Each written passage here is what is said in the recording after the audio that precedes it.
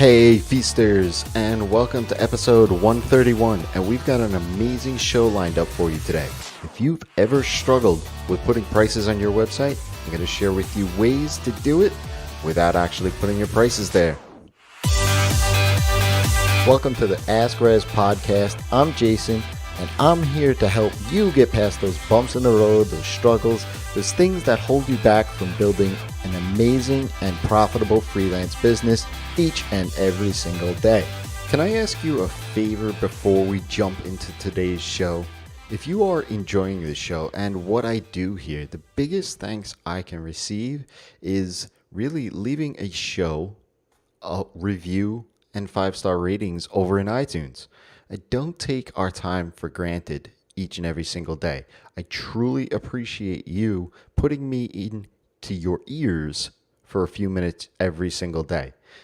However, it does take a lot to produce this show each and every single day. So those ratings and reviews do make a difference, not just in the podcast being found, because you hear that all the time from other podcasters as well, but also to show me. I get so much out of hearing your feedback that for me, that's the fuel to my fire.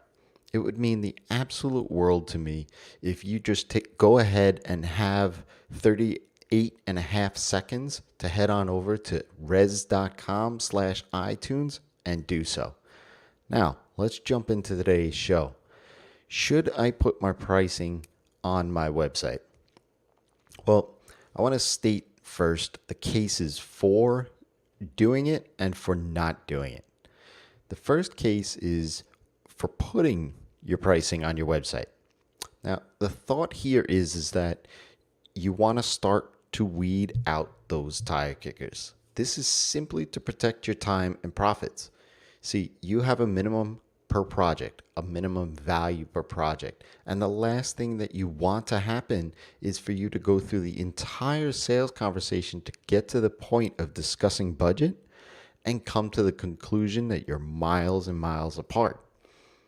By putting your pricing up on your website, you eliminate all of that wasted time. Now, the case for not putting your pricing on your website, and I argue that it's not really a case. I think it's more of an excuse. But honestly, it's because you don't want to pigeonhole yourself. It's really this fear of missing out that happens here when you start to think that if you put your prices up there and a project comes along that's really a right fit for you, and they see your prices, that they're not going to bother with you. They're not going to reach out to you and just decide not to work with you. Whether it's that your prices are lower than their expectation and they get this feeling that you may not have the experience to do what they need you to do, or that you are way out of their league with their budget and can't help them. Like I said, there's a lot of feelings here, and you know me, I'm data driven, right? This is a legitimate fear that people have about putting their pricing on their website. But let me ask you a question. Do you ever walk into a store and buy something that doesn't have a price on it? I'll just leave it there. So what I do is I put prices on my website.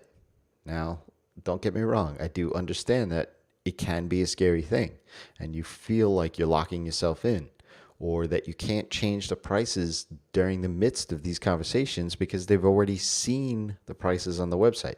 Well, that's completely wrong. There are plenty of times during a sales conversation that I've adjusted the prices up or down to suit the need of the project. Because remember, the project is all about scope. You also run your own business, remember? So you can do things that you need so that your business is profitable. Like I said, I put my prices on my website because it frames the conversation from the start. If someone has a budget and whether I can fit into or not fit into that budget, then I want them to know that. I'm all about not wasting time for myself as well as others. I try to answer any and all questions upfront and as early on in the process as I can. So that's why I put pricing on my website. Now, if you don't want to put pricing on your website, I would encourage you to at least put something that opens up the conversation and addresses your pricing. Stop having conversations with folks that, want your service for free. And here are 5 ways that you can do this.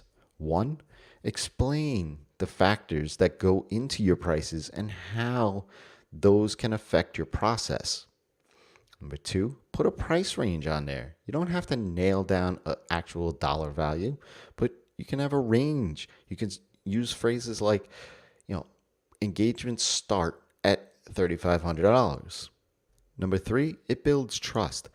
It gives the perception that you've done this before. You've been around the block. You understand what goes into a project, and you can put a dollar value on it.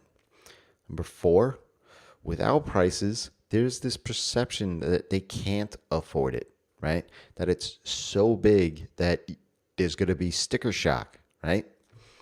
And finally, number 5, and this is a new one that I've seen a lot of people use, is leverage testimonials in a way to frame your prices.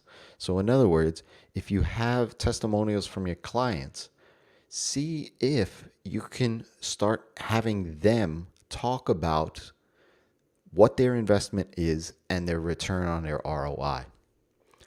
If you have a question, ask Rezzz. That's me, by leaving me a tweet or heading on over to AskRezzz.com and go ahead and get your own customized playlist of Ask Rezzz episodes. We're over 130 episodes in at this time, and that's a lot.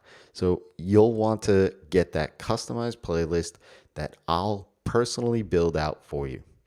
Until next time, it's your time to live in the feast.